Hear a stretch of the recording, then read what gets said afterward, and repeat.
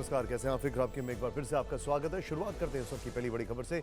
मालदीव विवाद पर भारत के खिलाफ चीन का प्रोपेगेंडा, कहा नई दिल्ली को खुले विचारों का होना चाहिए। भारत ने मालदीव के उच्चायुक्त को तलब किया था। बड़ी खबर, प्रधानमंत्री मोदी ने बांग्लादेशी पीएम शेख हसीना को बधाई दी। लगातार चौथे कार्यकाल के लिए फोन कर बधाई दी। पीएम ने सोशल मीडिया प्लेटफॉर्म एक्स पर पोस्ट लिखकर जानकारी दी। और ग्लोबल अप्रूवल रेटिंग में पीएम मोदी फिर सबसे लोकप्रिय नेता। सबसे ताजा अप्रूवल रेटिंग में तीसरी बार टॉप पर प्रधानमंत्री। 77% अप्रूवल रेटिंग मिली। रेटिंग में बाइडेन 11वें नंबर पर हैं। और गुजरात में सीरियल बॉम्ब ब्लास्ट का प्लान बेनकाब। गिरफ्तार आईएसआईएस आतंकी शहनवाज ने किया खुलासा। गुजरात के कई शहरों में ब्लास्ट की थी तैयारी। और बिल्किस बानो के दोषियों को फिर जेल जाना होगा। सुप्रीम कोर्ट ने गुजरात सरकार का रिहाई वाला आदेश रद्द कर दिया है। शीर्ष अदालत ने कहा रिहाई के लिए फर्जीवाड़ा किया गया। और राजस्थान में विधानसभा चुनाव के बाद बीजेपी को लगा झटका। श्रीकरणपुर विधानसभा सीट से कांग्रेस जीती। रुपिंदर सिंह ने बीजेपी के मंत्री सुरेंद्रपाल को हराया।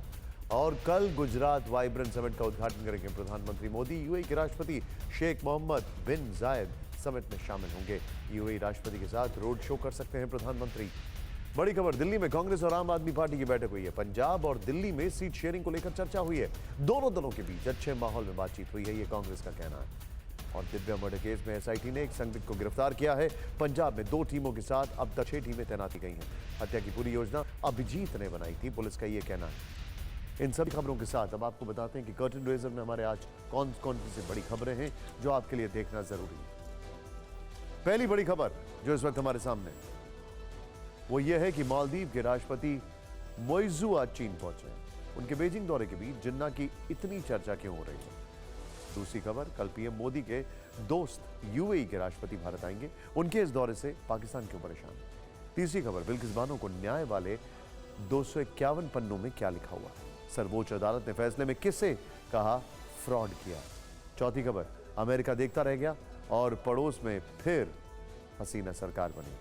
बांग्लादेश चुनाव में भारत चीन की केमिस्ट्री हम आपको दिखाएंगे। पांचवी खबर, इंडिया अलायंस में सीट शेयरिंग पर झगड़ा क्यों है। 4 राज्यों में कांग्रेस की चुनावी गाड़ी कहां पर फंसी हुई है। फिक्र आपकी की शुरुआत मालदीव की खबर के साथ करते हैं, जो प्रधानमंत्री मोदी के अपमानजनक टिप्पणी के मामले में लगातार बैकफुट पर है। प्रधानमंत्री मोदी का यह अपमान इसलिए क्योंकि लक्षद्वीप जाकर उन्होंने मालदीव को कूटनीति की तगड़ी मैसेजिंग की थी। यह मैसेजिंग इसलिए जरूरी थी क्योंकि मालदीव लगातार चीन के चंगुल में फंसता जा रहा है। नई सरकार की ताजपोशी के बाद चीन के बहकावे में मालदीव लगातार भारत को आंखें दिखा रहा है। आज उसी मालदीव की खबर के साथ हम आपको लक्षद्वीप का वो इतिहास बताएंगे जिसका कनेक्शन मोहम्मद अली जिन्ना से जुड़ा हुआ है। ये मालदीव के लिए एक सबक है। पहले ये वीडियो देखिए। सोशल मीडिया पर #बॉयकॉट मालदीव ट्रेंड होने के बाद आज भारत सरकार ने मालदीव के खिलाफ कड़ा रुख अपनाया। दिल्ली में मालदीव के हाई कमिश्नर को तलब किया गया। सूत्रों के मुताबिक भारतीय विदेश मंत्रालय ने मालदीव के मंत्रियों की आपत्तिजनक टिप्पणी पर हाई कमिश्नर के सामने कड़ी आपत्ति जताई है, जिस पर उन्हें सफाई देनी पड़ी है। लेकिन चीन का मोहरा बन चुके वहां के नए राष्ट्रपति मोहम्मद मोइजू को शायद इसकी परवाह नहीं है। इसीलिए भारत से तनाव के बीच आज वो 5 दिन की यात्रा पर बीजिंग पहुंचे और चीन के राष्ट्रपति जिनपिंग के आगे नतमस्तक हुए।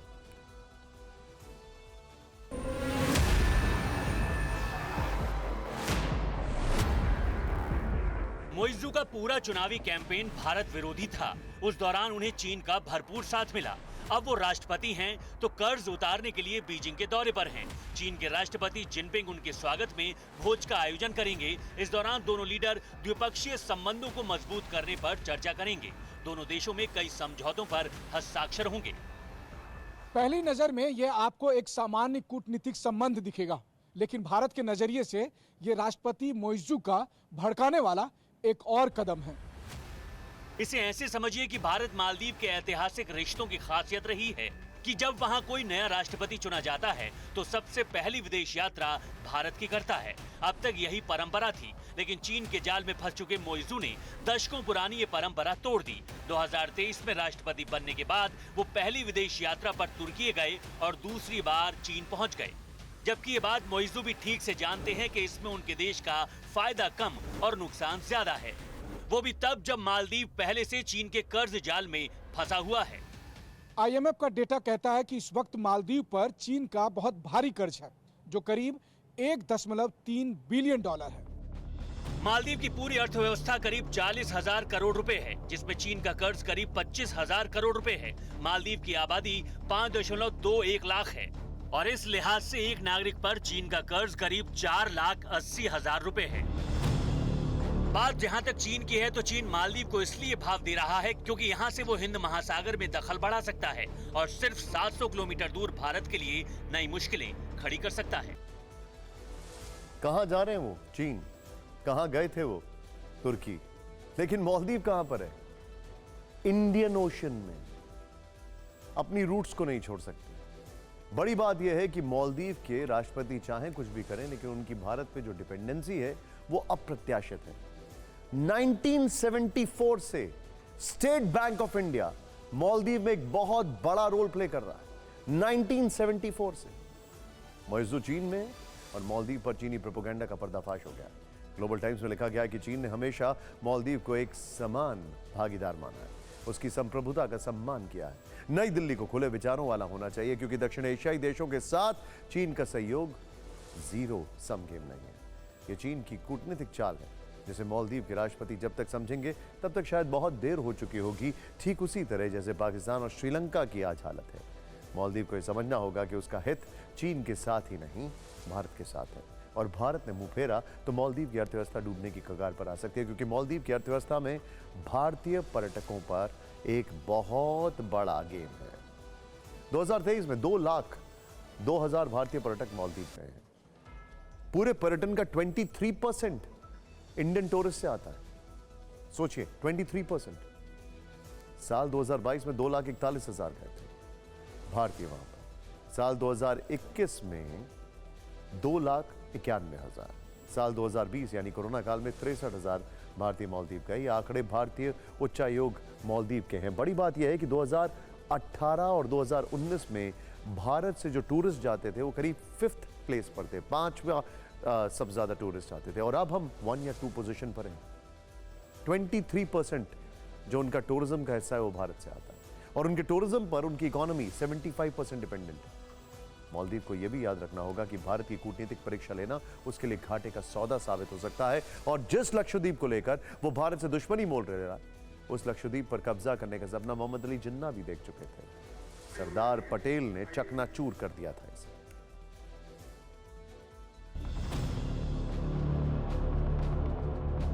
ये 1947 में भारत पाकिस्तान बंटवारे के बाद का किस्सा है। मुस्लिम बहुल इलाका होने के नाते जिन्ना की नापाक नजर लक्षद्वीप पर पड़ चुकी थी।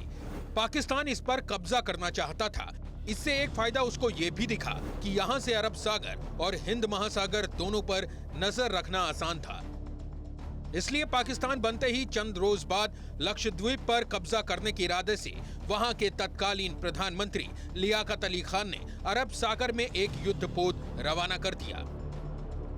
भारत में उस समय के गृह मंत्री सरदार पटेल को पड़ोसी देश के इस इरादे की भनक लग चुकी थी। वो पाकिस्तान की नीयत को लेकर चौकन्ने हो गए। इतिहासकारों के मुताबिक उस समय पटेल ने दीवान बहादुर सर अरकोट रामास्वामी मुदालियर और अरकोट लक्ष्मण स्वामी मुदालियर यानी मुदालियर बंधुओं को लक्षद्वीप विजय की जिम्मेदारी सौंपी। दोनों को तुरंत सेना लेकर लक्षद्वीप की ओर जाने के लिए कहा। सरदार पटेल ने दोनों भाइयों को साफ संदेश दिया कि जितनी जल्दी हो सके लक्षद्वीप पर तिरंगा फहरा देना है, और पाकिस्तान सेना के लक्षद्वीप पहुंचने से पहले ही इस मिशन को अंजाम दे दिया गया। वहां भारत का झंडा फहरा दिया गया। तिरंगा देख पाकिस्तान फौज वहां से दबे पांव वापस लौट गई और इस तरह लक्षद्वीप भारत का हिस्सा बना। इतिहासकारों के मुताबिक इसमें आधे घंटे की देरी हो जाती तो शायद इतिहास आज कुछ और ही होता। सुनिए एक बार इसका जिक्र मन की बात कार्यक्रम में पीएम मोदी ने किस तरह किया था। 1947 में भारत विभाजन के तुरंत बाद हमारे पड़ोसी की नजर लक्षद्वीप पर थी और उसने अपने झंडे के साथ जहाज भेजा था। सरदार पटेल को जैसे ही इस बात की जानकारी मिली, उन्होंने बगैर समय गंवाए, जरा भी देर किए बिना तुरंत कठोर कार्रवाई शुरू कर दी। बात जहां तक मालदीव की है तो मालदीव भारत के एहसानों के को चीन के मुंह में भूल रहा है। उसे याद रखना होगा कि 1965 में मालदीव को मान्यता देने वाला पहला देश भारत है। 1972 में राजधानी माले में मिशन स्थापित किया गया। 1988 में तत्कालीन पीएम राजीव गांधी ने सेना भेजकर मोमुन अब्दुल गयूम की सरकार को तख्ता पलट से बचाया। 2004 के सुनामी के बाद 10 करोड़ की मदद की। 2014 में मालदीव में पेयजल संकट के वक्त पीएम मोदी ने भारत से पानी भेजा। 2018 से 2022 के बीच 1100 करोड़ रुपए की मदद की। State bank of India Maldives का बड़ा फाइनेंसर है। 1974 से मालदीव की रक्षा जरूरत भारत पूरी करता है। 10 साल में मालदीव के 1500 सैनिकों को ट्रेनिंग दे चुका है। 2010-2013 में हेलीकॉप्टर दिए हैं। 2020 में छोटा एयरक्राफ्ट दिया है। अस्पताल, क्रिकेट स्टेडियम, ब्रिज, रोड, मस्जिद, कॉलेज बनवाए। इंटरेस्टिंग बात क्या है? इंटरेस्टिंग बात यह है कि मालदीव के और भारत के संबंधों के इतिहास में सबसे बड़ा फैक्टर यह है कि भारत फर्स्ट रिस्पॉन्डर है हमेशा मालदीव की क्राइसिस के लिए। और उससे भी बड़ी बात, मालदीव को सीखना चाहिए श्रीलंका से, क्योंकि दोनों की इकोनॉमी टूरिज्म पर डिपेंडेंट है और दोनों ही चीन के पाले में जाकर बैठ गए थे। श्रीलंका बाहर निकलना कोशिश कर चुका है, उसको पता है कि यह गलत हुआ, लेकिन मालदीव के ये जो साहब आपको दिखाई दे, ये अब उस राह पर चल पड़े। वैसे मालदीव से संबंधों का मजबूत रहना भारत के लिए भी जरूरी है। लक्षद्वीप से मालदीव की दूरी सिर्फ 700 किलोमीटर है। अगर मालदीव में भारत की मौजूदगी कमजोर होती है तो चीन बहुत पास आ जाएगा। भारत का करीब 90% अंतर्राष्ट्रीय व्यापार हिंद महासागर के रूट से पूरा होता है। हिंद महासागर इलाके में सुरक्षा व्यवस्था कायम रखने में भारत की अहम भूमिका है। मालदीव से चीन की करीबी दोनों ही मामलों में समस्या पैदा कर सकती है। मालदीव सार्क का सदस्य देश है, जिसमें भारत एक मुख्य लीडर राष्ट्र की तरह है। संकट बरकरार रहा तो मालदीव सार्क से बाहर निकल सकता है। मालदीव एक सुन्नी मुस्लिम बहुल देश है। यहां से बड़ी संख्या में जवान सीरिया जाकर आईएसआईएस में भर्ती हुए हैं। कमजोर मालदीव कट्टरपंथियों की पनाहगाह बन सकता है। एक मुस्लिम देश मालदीव है जो चीन के चक्कर में आकर भारत के साथ संबंध बिगाड़ रहा है। दूसरा यूएई जैसे मुस्लिम या अरब देश हैं जो प्रधानमंत्री मोदी के मुरीद हैं। भारत के साथ लगातार अपने रिश्ते बेहतर बनाने की दिशा में काम कर रहे हैं। अब जरा ध्यान से देखिएगा, पीएम मोदी आज 3 दिन के दौरे पर देर रात गुजरात पहुंच रहे हैं। यहां वो गुजरात में वाइब्रेंट समिट के 10वें संस्करण में मुख्य अतिथि होंगे। इस कार्यक्रम का उद्घाटन करेंगे। इस बार के समिट की खासियत होगी यूएई के राष्ट्रपति का बतौर मेहमान शामिल होना। कल यूएई के राष्ट्रपति शेख मोहम्मद बिन जायद अल नहान अहमदाबाद पहुंचेंगे। टीवी 9 भारतवर्ष के पास जानकारी है कि पीएम मोदी प्रोटोकॉल तोड़ते हुए स्वागत करने के लिए खुद एयरपोर्ट जा सकते हैं। इसके बाद वहीं से पीएम मोदी और यूएई के राष्ट्रपति साबरमती आश्रम तक रोड शो कर सकते हैं। ये जानना रोचक होगा कि पीएम मोदी यूएई के राष्ट्रपति को रिसीव करने क्यों जा रहे हैं और साबरमती आश्रम तक करीब 7 किलोमीटर लंबा रोड शो करके देश और दुनिया को क्या संदेश देंगे। इस सवाल का जवाब इस तस्वीर में छिपा है। ये तस्वीरें साल 2022 की हैं, जब पीएम मोदी अपने चौथे दौरे पर यूएई पहुंचे थे। यूएई के राष्ट्रपति अल नहायान खुद प्रोटोकॉल तोड़कर अबू धाबी एयरपोर्ट पर पीएम मोदी के स्वागत में खड़े दिखे थे। ये तस्वीर बताती है कि अल नहायान के दिल में अपने दोस्त के लिए कितना सम्मान है। इस दौरे से पहले ही यूएई के राष्ट्रपति पीएम मोदी के मुरीद हो चुके थे। साल 2019 में पीएम मोदी को यूएई के सर्वोच्च नागरिक सम्मान ऑर्डर ऑफ जायद से सम्मानित किया जाना इसका उदाहरण है। दोनों के बीच दोस्ती के दौर की नींव साल 2015 में ही पड़ गई थी, जब पीएम मोदी ने यूएई का पहला दौरा किया था। इसके बाद वो अब तक 5 बार यूएई का दौरा कर चुके हैं।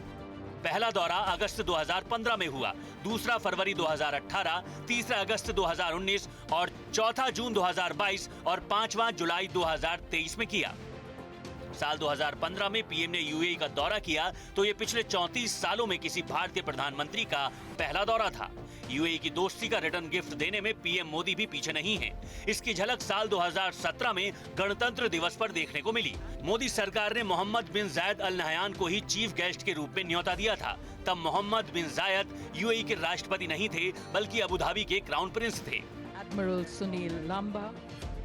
परंपरा के हिसाब से भारत गणतंत्र दिवस पर किसी देश के प्रधानमंत्री या राष्ट्रपति को ही मुख्य अतिथि बनाता है, लेकिन अल नहायान 2017 में गणतंत्र दिवस पर मुख्य अतिथि बनकर आए थे।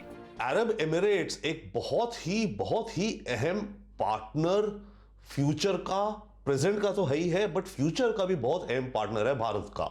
यूएई भारत में ऑलरेडी इन्वेस्ट कर रहा है और आने वाले फ्यूचर में और करेगा। यानी पीएम मोदी भी यूएई से रिश्तों को तवज्जो देने में पीछे नहीं हैं। कूटनीति के जानकार मानते हैं कि पीएम मोदी की व्यवहारिक राजनीति, एक मजबूत नेता की छवि और विश्व में बढ़ती लोकप्रियता भारत यूएई की दोस्ती को जोड़कर रखने वाली चुंबक है। पीएम मोदी और अल नह्यान की केमिस्ट्री बाकी मुस्लिम देशों में भी मिसाल बन रही है। भारत यूएई की गहरी होती दोस्ती का असर दोनों देशों के बीच कूटनीतिक और आर्थिक सहयोग के मोर्चे पर भी दिख रहा है। दोनों देशों के बीच भारतीय रुपए और यूएई की मुद्रा दिरहम में कारोबार के लिए समझौता हुआ है। भारत यूएई के बीच पहला मुक्त व्यापार समझौता हुआ है। यूपीआई और यूएई के इंस्टेंट पेमेंट प्लेटफॉर्म की लिंकिंग को मंजूरी मिली है। आपसी कारोबार को बढ़ाकर 100 अरब डॉलर तक ले जाने पर सहमति है। मुस्लिम ब्रदरहुड जैसे कट्टरपंथी संगठनों के बीच भारत का सहयोग, और यूएई मानता है कि जम्मू कश्मीर भारत का अभिन्न अंग है। जम्मू कश्मीर से 370 हटाने के मोदी सरकार के फैसले का गल्फ कोऑपरेशन काउंसिल जैसे मुस्लिम मंच पर विरोध होने से रोका। यूएई की कंपनी ने जम्मू कश्मीर में निवेश किया, यानी यूएई ने कश्मीर पर पाकिस्तान के प्रोपेगेंडा की पूरी तरह हवा निकाल दी। सिर्फ यूएई नहीं, मोदी सरकार के कार्यकाल में बहरीन और सबसे बड़े खाड़ी देश सऊदी अरब समेत कई मुस्लिम या अरब देशों के साथ भारत के रिश्तों में बड़ा बदलाव आया। सऊदी प्रधानमंत्री मोदी को भाई तक बता चुके हैं। इसके अलावा India middle east Europe economic corridor में साझेदारी के साथ सऊदी और भारत रिश्तों का एक नया अध्याय लिख रहे हैं। सऊदी अरब के क्राउन प्रिंस मोहम्मद बिन सलमान भारत मंडपम पहुंच चुके हैं। ये तस्वीर सितंबर 2023 की है, जब सऊदी के क्राउन प्रिंस मोहम्मद बिन सलमान नई दिल्ली G20 सम्मेलन में हिस्सा लेने भारत आए थे। भारत मंडपम में अब पीएम मोदी ने अपने भाई सऊदी क्राउन प्रिंस का जिस गर्मजोशी से स्वागत किया, पूरे मुस्लिम वर्ल्ड में इसका बड़ा मैसेज गया। सऊदी अरब के क्राउन प्रिंस मोहम्मद बिन सलमान का प्रधानमंत्री नरेंद्र मोदी के द्वारा स्वागत करते हुए इसके बाद राष्ट्रपति भवन में सऊदी क्राउन प्रिंस का आधिकारिक स्वागत हुआ।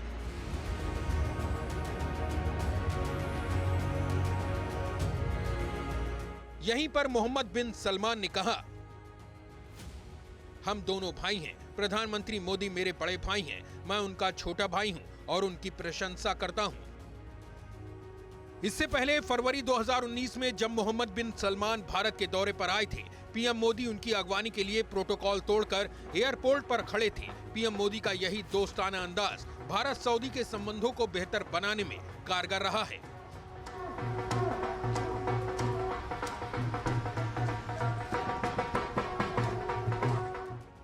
दो 2016 और 2019 में पीएम मोदी का सऊदी अरब का दौरा संबंधों में मील का पत्थर साबित हुआ है। साल 2016 में पीएम मोदी की पहली सऊदी यात्रा के दौरान उन्हें सऊदी अरब के सर्वोच्च नागरिक सम्मान से नवाजा जा चुका है। आज भारत सऊदी अरब के बीच सालाना व्यापार 5,000 करोड़ डॉलर से ज्यादा का है। भारत ने साल 2022-23 में करीब 1,000 करोड़ डॉलर का निर्यात किया है। सऊदी अरब महाराष्ट्र में 4400 करोड़ अमेरिकी डॉलर की लागत वाली west coast refinery petrochemicals project लगाने की तैयारी में है। India middle east Europe economic corridor में सऊदी अरब भी पार्टनर है। सऊदी अरब कश्मीर मुद्दे पर भारत की चिंताओं और संवेदनशीलता को तरजीह देता है। सऊदी अरब ने भारत के साथ संबंधों को बढ़ाकर पाकिस्तान और चीन जैसे देशों को झटका दिया है।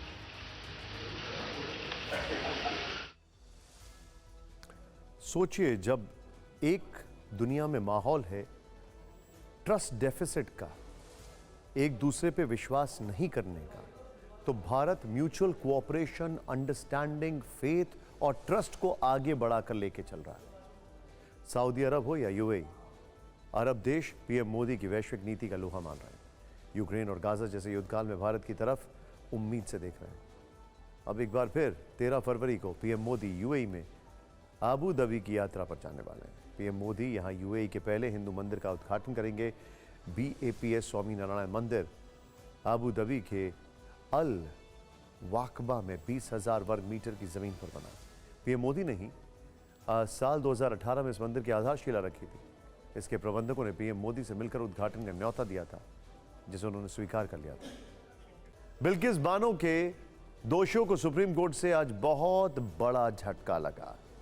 सुप्रीम कोर्ट ने दोषियों की रिहाई का आदेश रद्द कर दिया है। 251 पन्नों के जजमेंट के मुताबिक बिल्किस बानो के गुनहगारों को फिर जेल जाना होगा। 2 जजों की बेंच ने आदेश देते हुए काफी तल्ख टिप्पणी की, कड़े शब्दों का इस्तेमाल किया, कानून के शासन को लेकर गुजरात सरकार को नसीहत भी दी। अगस्त 2022 में गुजरात सरकार ने बिल्किस बानो गैंगरेप केस में उम्र कैद सजा पाए सभी 11 दोषियों को रिहा कर दिया था। नवंबर में यह मामला वापस कोर्ट में जाता, इसे सुप्रीम कोर्ट में चुनौती दी गई। आज सर्वोच्च अदालत ने गुजरात सरकार के फैसले को पलटते हुए क्या कहा, पहले उसकी 5 बड़ी बातें देखना जरूरी है। गुजरात सरकार की ओर से सजा में छूट का आदेश रद्द किया गया। नंबर 1, दोषियों की रिहाई के लिए गुजरात सरकार सक्षम नहीं। जिस राज्य में सुनवाई हुई वहां की सरकार फैसला ले सकती है। 2 हफ्ते में सभी दोषी जेल में सरेंडर करें। रिहाई के लिए तथ्य छिपाकर फ्रॉड का सहारा लिया गया।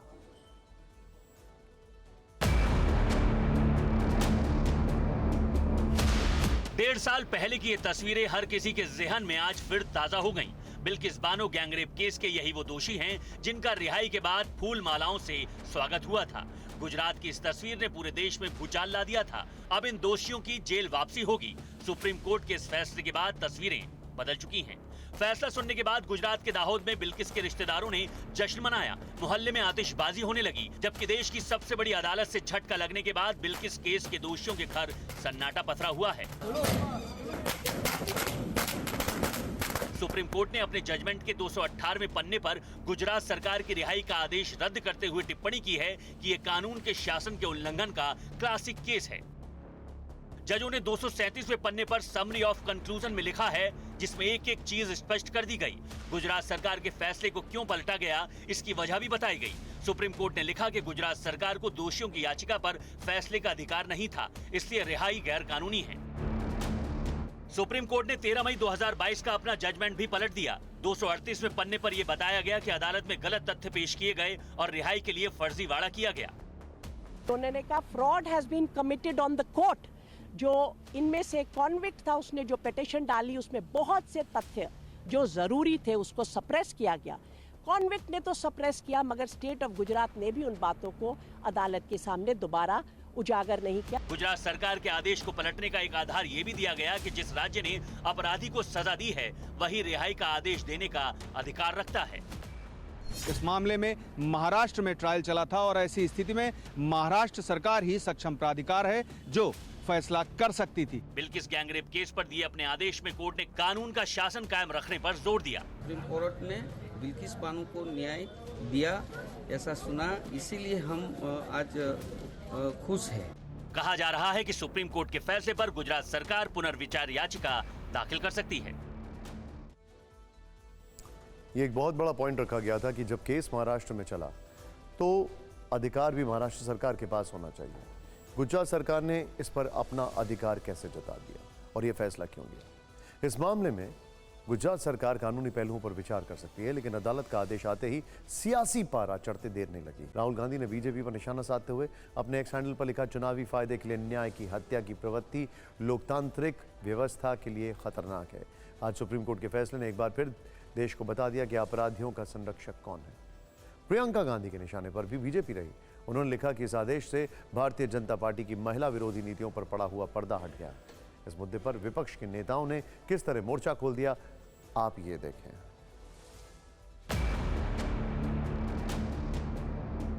आज सुप्रीम कोर्ट ने ये साफ कर दिया कि गवर्नमेंट ऑफ गुजरात, जो बीजेपी की सरकार है वहां पर, उन्होंने बिल्किस बानो के रेपिस्ट को छोड़ने में मदद की, फ्री किया।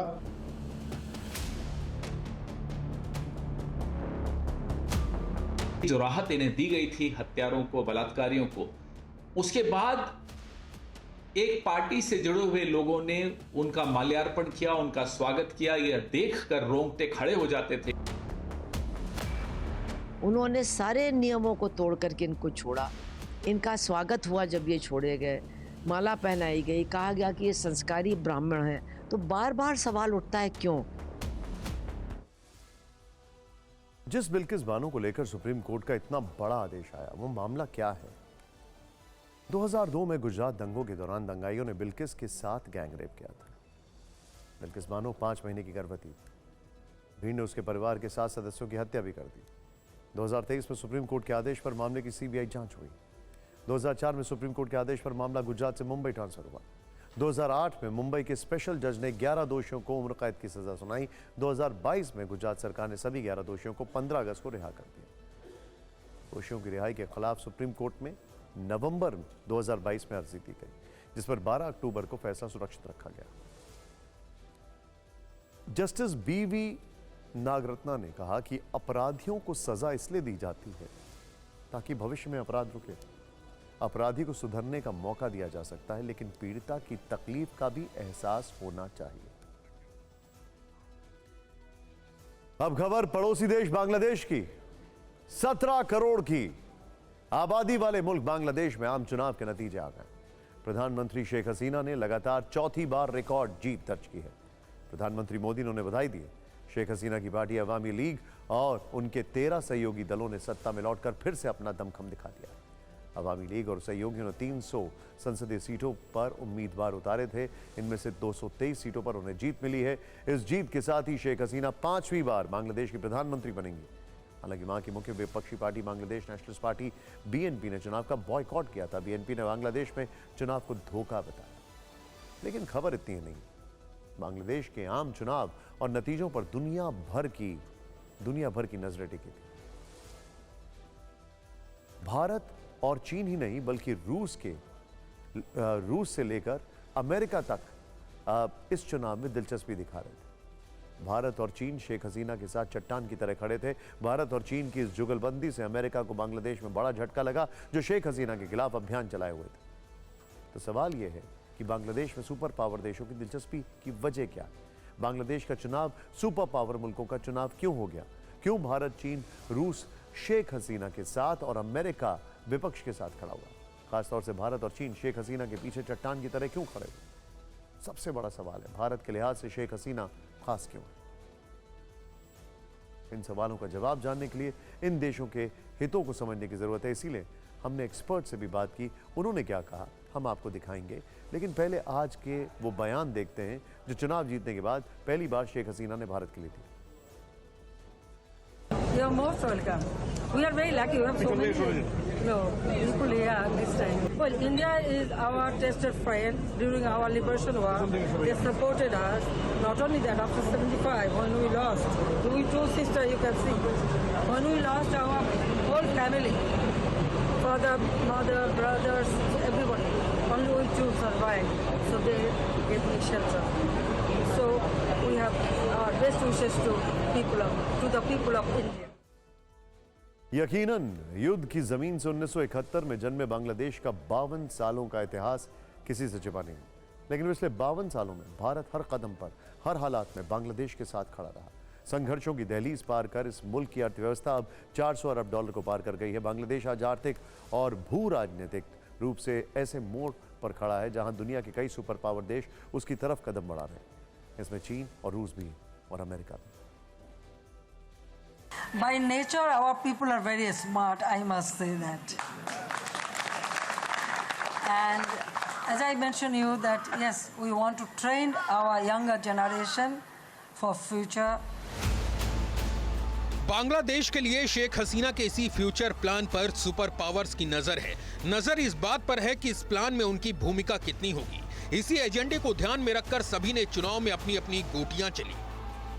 एक्सपर्ट मानते हैं कि इसमें भारत के बफर स्टेट की प्राथमिकताएं हैं, तो चीन का बेल्ट एंड रोड प्रोजेक्ट से लेकर अमेरिका अपने रणनीतिक फायदे देख रहा है, तो रूस बुनियादी ढांचों में अपने हित तलाश रहा है। अमेरिका और यूरोप और यूरोपियन यूनियन पिछले साल भर से कह रहे हैं कि बांग्लादेश के अंदर ह्यूमन राइट्स को सप्रेस किया जा रहा है, ऑपोजिशन को दबाया जा रहा है और इलेक्शंस फेयर नहीं होंगी, क्योंकि भारत और बांग्लादेश के बीच द्विपक्षीय व्यापार 2021-22 में $15 बिलियन से अधिक का रहा है। दूसरी ओर चीन के साथ बांग्लादेश का दो तरफा व्यापार भी 2022 में $25 बिलियन से अधिक हो गया। चीन का BRI प्रोजेक्ट भी हसीना सरकार के फिर से आने पर ही आगे बढ़ सकता था। वहीं अगर प्रधानमंत्री हसीना पद से हटती तो भारत को भी वैकल्पिक रणनीति बनानी पड़ती। लिहाजा बांग्लादेश चुनाव के दूरगामी नतीजों के कारण भारत और चीन दोनों ने मौजूदा सत्ता की तरफदारी की। वैसे शेख हसीना की जीत अमेरिका के लिए झटका है। अमेरिका ने इस चुनाव में भी शेख हसीना सरकार पर भ्रष्टाचार और लोकतंत्र का गला घोटने के गंभीर आरोप लगाए। अमेरिका मुख्य विपक्षी बांग्लादेश नेशनलिस्ट पार्टी का लगातार समर्थन करता रहा है। एक्सपर्ट का मानना है कि बांग्लादेश पर दबाव से अमेरिका के अपने हित जुड़े हुए हैं। इंडो पैसिफिक में चीन के बढ़ते प्रभुत्व को कम करने के लिए अमेरिका पूरा जोर लगा रहा है, लेकिन चीन के महत्वाकांक्षी project belt and road initiative में बांग्लादेश की दिलचस्पी अमेरिका को रास नहीं आ रही, जबकि बांग्लादेश 2016 से चीन की इस परियोजना से जुड़ा है। अमेरिका के इस विरोध की वजह से ही चुनाव में रूस शेख हसीना के पाले में खड़ा नजर आया। शेख हसीना के होने से भारत का सबसे बड़ा फायदा यह है कि इनकी जो पॉलिसीज रही हैं उनके तहत एंटी इंडिया एक्टिविटीज जो बांग्लादेश में बेगम खालिदा जिया के दौर पर होती थी वो रुक गई, उन पर अंकुश लगा। पाकिस्तान की आईएसआई का जो फ्री रन था बांग्लादेश में, आपको याद होगा वो संगठन हुजी, वो फ्री रन नहीं देखने को मिला। हालांकि रिपोर्ट है कि बांग्लादेश से रूस की बढ़ रही नजदीकियों की एक वजह यूरेनियम भी है। रूस कुछ समय से बांग्लादेश को यूरेनियम की सप्लाई कर रहा है। पिछले साल जून में रूसी यूरेनियम की पहली खेप बांग्लादेश पहुंची थी। रूस की मदद से ही बांग्लादेश में 2400 मेगावाट का पहला न्यूक्लियर पावर प्लांट तैयार किया जा रहा है। लेकिन इससे अलग अगर भारत बांग्लादेश की बात करें तो दोनों देश सिर्फ पड़ोसी मुल्क ही नहीं है पर करीबी सहयोगी भी है। इसीलिए आज आपको प्रधानमंत्री मोदी और शेख हसीना के बीच गोल्डन पार्टनरशिप के बारे में भी जानना चाहिए। शेख हसीना जब 2022 में भारत दौरे पर आई थी तब उन्होंने प्रधानमंत्री मोदी को बांग्लादेश के टेस्टेड फ्रेंड यानी परखा हुआ दोस्त कहा था। यानी यही वजह है कि भारत के पूर्वोत्तर राज्यों में हिंसा और घुसपैठ करने वाले संगठन पर बांग्लादेश समय समय पर चाबुक भी चलाता रहा। ऐसे में कह सकते हैं कि भारत और बांग्लादेश के हित एक दूसरे से जुड़े हुए हैं। मोदी सरकार की लुक ईस्ट और एक्ट ईस्ट पॉलिसी के लिए बांग्लादेश बहुत जरूरी है। वहां बांग्लादेश के लिए भी भारत के मायने बहुत है। भारत ने रक्षा आयात के लिए बांग्लादेश को $50 करोड़ का ऋण दिया। अब अलग फिक्र की ओर बढ़ते हैं। फिक्र आपकी में अब बात करते हैं उस फॉर्मूले की जो क्या होगा कैसे होगा समझ में नहीं आ रहा। वो है सीट शेयरिंग फॉर्मूला। इंडिया गठबंधन में सीट शेयरिंग फॉर्मूले को लेकर चल रही बातचीत काफी पेचीदा हो गई है। कई दौर की मीटिंग के बाद भी यूपी, बिहार, महाराष्ट्र, पश्चिम बंगाल, पंजाब और दिल्ली में अब तक फाइनल फैसला नहीं हो पाया। कल बिहार को लेकर कांग्रेस और आरजेडी की बैठक में कोई ठोस बात नहीं निकल पाई। यूपी में इंडिया गठबंधन अभी तक इस उधेड़-बुन में लगा हुआ है कि सियासी कुनबे का और विस्तार किया जाए या नहीं। कांग्रेस चाहती है कि अलायंस में मायावती भी शामिल हो, ऐसा कहा जा रहा है, लेकिन अखिलेश यादव को यह स्वीकार नहीं है। आज इसे लेकर सियासी बयानबाजी भी तेज हो गई। पंजाब और दिल्ली में सीट शेयरिंग का मामला फंसा हुआ है। कहा यह जा रहा है कि पंजाब में सारी सीटें चाहती है आम आदमी पार्टी। आज सीट बंटवारे पर बात करने के लिए कांग्रेस और आम आदमी पार्टी के नेताओं की दिल्ली में बैठक हुई। बैठक से पहले आम आदमी पार्टी के राष्ट्रीय सचिव संदीप पाठक ने दिल्ली और पंजाब के साथ उन राज्यों में गठबंधन की मांग कर दी जहां उनकी मौजूदगी है। आम आदमी पार्टी की इस बात ने कांग्रेस को असहज कर दिया। बैठक के बाद सिर्फ यही सुनने को मिला है कि बातचीत अच्छे माहौल में हुई है। सीट शेयरिंग का कोई नंबर सामने नहीं आया। इस बीच एक बड़ी खबर सामने आ रही है। पंजाब में आम आदमी पार्टी के साथ गठबंधन को लेकर कांग्रेस नेताओं में मतभेद नजर आ रहे हैं। नवजोत सिंह सिद्धू ने लोकसभा चुनाव के लिए आम आदमी पार्टी से गठबंधन का समर्थन किया है। सिद्धू ने कहा है कि अगर आम आदमी पार्टी के साथ समझौता होता है तो इसका फायदा होगा। हालांकि पंजाब कांग्रेस अध्यक्ष राजा वड़िंग विधानसभा में नेता विपक्ष प्रताप सिंह बाजवा और प्रगट सिंह जैसे नेता आपसे गठबंधन के खिलाफ हैं। ਇਸੇ ਕਰਕੇ ਸਰਵੇ ਇਹ ਗੱਲ ਕਹਿ ਰਹੇ ਨੇ ਕਿ ਪੰਜਾਬ ਦੇ ਅੰਦਰ 7 ਸੀਟਾਂ 13 ਚੋਂ अगर ਇਕੱਲਿਆਂ कांग्रेस पार्टी लड़ती है तो 2 पार्लियामेंट ਦੀਆਂ सीटां जीतेगी। लीडरशिप ने ये स्पष्ट किया था, कुछ दिन पहले दिल्ली भी बुलाया गया था और लीडरशिप ने ये स्पष्ट किया है कि जो भावना हमारे यहाँ के लीडर्स की होगी, जो भावना हमारे लोगों की होगी, उसी के अनुरूप कोई फैसला लिया जाएगा। पंजाब, हरियाणा और दिल्ली में आम आदमी पार्टी के साथ समझौते में दिक्कत है तो लोकसभा चुनाव के लिहाज से सबसे ज्यादा सीटों वाले यूपी में भी इंडिया गठबंधन के लिए सीट शेयरिंग का काम काफी मुश्किल दिख रहा है। यूपी में कांग्रेस की 2 नावों की सवारी ने सीट शेयरिंग का पेच फंसा दिया। समाजवादी पार्टी से कांग्रेस का अलायंस है। दोनों दलों के बीच सीटों पर औपचारिक बातचीत चल रही है, लेकिन कांग्रेस के कुछ नेता पर्दे के पीछे से बीएसपी के संपर्क में हैं, ऐसा दावा किया जाता है। पिछला लोकसभा चुनाव समाजवादी पार्टी और बीएसपी मिलकर लड़े थे, इसीलिए इस बार मायावती और अखिलेश में आर पार की लड़ाई छिड़ी है। आज मायावती ने सोशल मीडिया प्लेटफॉर्म एक्स पर लंबी पोस्ट लिखकर अखिलेश यादव पर तीखे हमले किए। कांग्रेस की कोशिश है कि अखिलेश यादव मान जाएं और मायावती भी गठबंधन का हिस्सा बन जाएं। यूपी कांग्रेस के पूर्व अध्यक्ष अजय लल्लू बीएसपी को इंडिया गठबंधन के लिए जरूरी बता रहे हैं। अजय लल्लू की दलील है कि अगर कांग्रेस, बीएसपी और समाजवादी पार्टी मिल जाएं तो बीजेपी को हराया जा सकता है। गठबंधन में जो अभी समाजवादी पार्टी है, आरएलडी है, कांग्रेस है, इसमें बीएसपी भी है। देखिए, मैं तो पहले दिन से बोल रहा हूँ और अभी भी यही बोल रहा हूँ, और मैं केवल कांग्रेस के लिए नहीं, एक आम इंसान के नाते बोल रहा हूँ। और बहन जी को खास तौर से कहना चाहता हूँ कि बहन जी, जिस मिशन मूवमेंट के ऊपर आपने पूरा जीवन अपना न्यौछावर कर दिया, उस मिशन मूवमेंट को अगर बचाना है तो सबको साथ आकर के चुनाव लड़िए। मतलब इस गठबंधन में बीएसपी भी हो? निश्चित रूप से। कांग्रेस को मायावती पर भरोसा है, लेकिन अखिलेश यादव भरोसा नहीं कर पा रहे हैं। क्या अगर मायावती इस गठबंधन में जुड़ती है तो ये इंडिया गठबंधन के लिए फायदा होगा या नहीं होगा? उसके बाद का भरोसा आप दिलाओगे? बाद का भरोसा आप में से कौन दिलाएगा? अखिलेश यादव की ऐसी बातों से मायावती गुस्से में हैं। आज उन्होंने सोशल मीडिया प्लेटफॉर्म एक्स पर खुलकर नाराजगी जाहिर की। समाजवादी पार्टी अति पिछड़ों के साथ साथ जबरदस्त दलित विरोधी पार्टी भी है। अब समाजवादी पार्टी मुखिया जिससे भी गठबंधन की बात करते हैं, उनकी पहली शर्त बीएसपी से दूरी बनाए रखने की होती है। लेकिन जिस तरह के सियासी हालात यूपी में बन रहे हैं और कांग्रेस खुलकर बीएसपी के साथ जाने की बात कर रही है, उसके बाद अखिलेश यादव भी बीएसपी पर ज्यादा बोलने से बच रहे हैं। सर, आपने कहा कि इस पर कमेंट नहीं करना चाहिए। अभी मैंने क्या कहा? बीएसपी के सवाल पर आपने जवाब दिया कि उस पर कमेंट नहीं करना चाहिए क्योंकि आगे क्यों चर्चा है। मैं जानता हूँ क्या पूछोगे नेक्स्ट। समाजवादी पार्टी सीट बंटवाने को लेकर कांग्रेस और आरएलडी के अलावा आम आदमी पार्टी और जेडीयू से भी बात कर रही है। सूत्रों के मुताबिक अखिलेश यादव ने 65 उम्मीदवारों की लिस्ट तैयार कर ली है। वो कांग्रेस के लिए 10 और आरएलडी के लिए 5 सीटें छोड़ने के मूड में है, लेकिन कांग्रेस 10 सीटों पर राजी नहीं दिख रही। वो कम से कम 25 सीटें मांग रही है। गठबंधन के लिए बिहार की 40 सीटों पर समझौता आसान लग रहा है, लेकिन अब ऐसा लग रहा है कि पेच फंस गया है। बिहार में आरजेडी और जेडीयू में बड़ा भाई बनने की होड़ है। कांग्रेस ने भी अपनी डिमांड बढ़ाकर सीट शेयरिंग की बात को उलझा दिया है। इसी वजह से कल कांग्रेस और आरजेडी के बीच सीटों को लेकर फाइनल फॉर्मूला नहीं बन पाया। अब सीट बंटवारे को लेकर जेडीयू, कांग्रेस और आरजेडी के नेता खुलकर बोल रहे हैं। एक दूसरे को नसीहत भी दी जा रही है। आरजेडी और जेडीयू ने अपनी तरफ से 17-17-4-2 का फॉर्मूला बनाया था, यानी 17 seat RJD, 17 seat JDU, 4 seat Congress और 2 सीट अन्य दलों के लिए। लेकिन बिहार कांग्रेस के नेता इस फॉर्मूले को खारिज कर रहे हैं।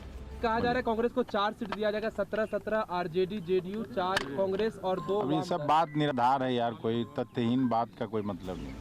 कल सीट शेयरिंग को लेकर कांग्रेस और आरजेडी के नेताओं की दिल्ली में बैठक हुई थी। सूत्रों के मुताबिक कांग्रेस ने आरजेडी से 10 सीटें मांगी हैं। गठबंधन में शामिल सीपीआई-एमएल ने 6 सीट पर दावा जताया है। दिक्कत ये है कि 2019 के लोकसभा चुनाव में जेडीयू ने 16 सीटें जीती थी, यानी जेडीयू के लिए 16 सीट से कम पर मानना मुमकिन नहीं होगा। नहीं, हम सिटिंग सीट है हमारा भाई, सिटिंग सीट, हम जीता हुआ सीट है। ऐसा सुने हैं कि जीता हुआ सीट रहेगा और उसमें कोई किराएदार आके रह जाए?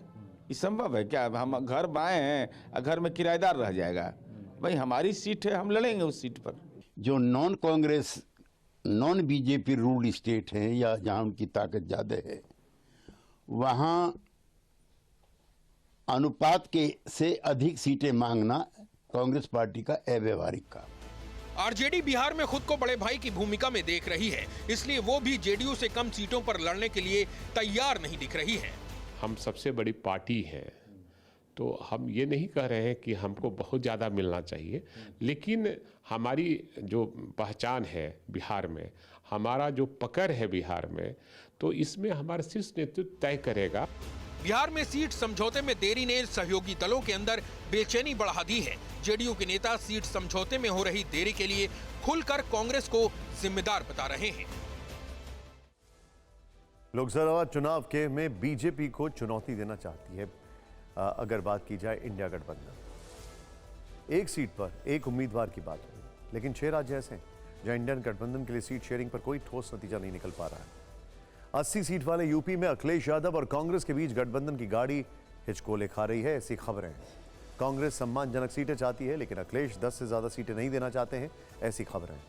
इस तरह 48 लोकसभा सीट वाले महाराष्ट्र में भी शिवसेना उद्धव ठाकरे कांग्रेस को ज्यादा सीट देने के मूड में नहीं है, ऐसी खबरें हैं। ऐसा बयान भी आया कि संजय राउत ने कहा 23 पर तो हम ही लड़ेंगे, ऐसी खबरें हैं। लोकसभा सीटों के लिहाज से तीसरे सबसे बड़े राज्य पश्चिम बंगाल में भी कांग्रेस की स्थिति ठीक नहीं है। ममता बनर्जी कांग्रेस को 2 से ज्यादा सीट देना नहीं चाहती है। यहां पर तो 4 जनवरी को अधीर रंजन जी ने सीधे सीधे ममता जी को बीजेपी की बैटिंग करने वाली बता दिया है, उनके लिए बैटिंग करने वाला बता दिया। इस सब के बीच में बिहार की 40 सीटों में कांग्रेस को मनमाफिक सीटें मिलने के कोई आसार नहीं, ऐसी खबरें। यहां तक कि 13 सीटों वाले पंजाब में कांग्रेस के लिए आम आदमी पार्टी के साथ सीट शेयरिंग का फॉर्मूला जो है वो काफी पेचीदा दिखाई देता है।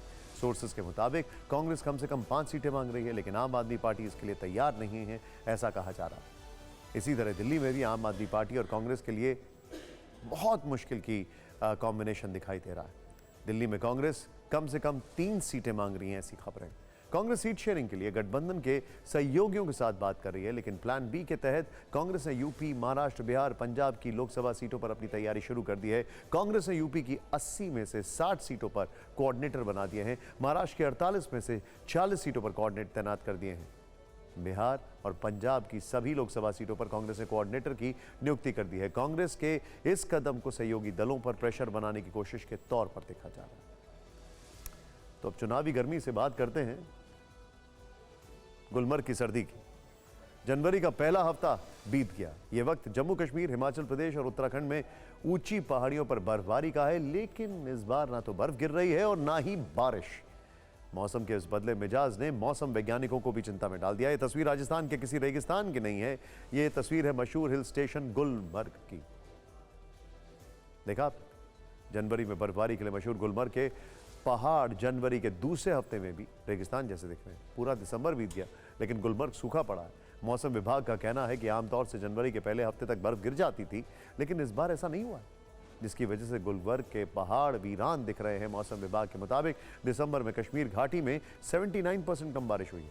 मौसम विभाग का अनुमान है कि 12 जनवरी तक मौसम शुष्क रहेगा।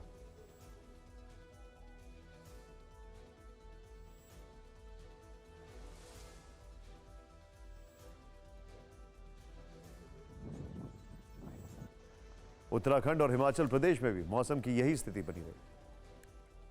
हैरान करने वाली बात यह है कि न्यूनतम तापमान -5 डिग्री सेल्सियस तक जा रहा है, लेकिन बर्फ का नामो निशान नहीं है। वैसे न्यूनतम तापमान दिल्ली का भी गिरा है।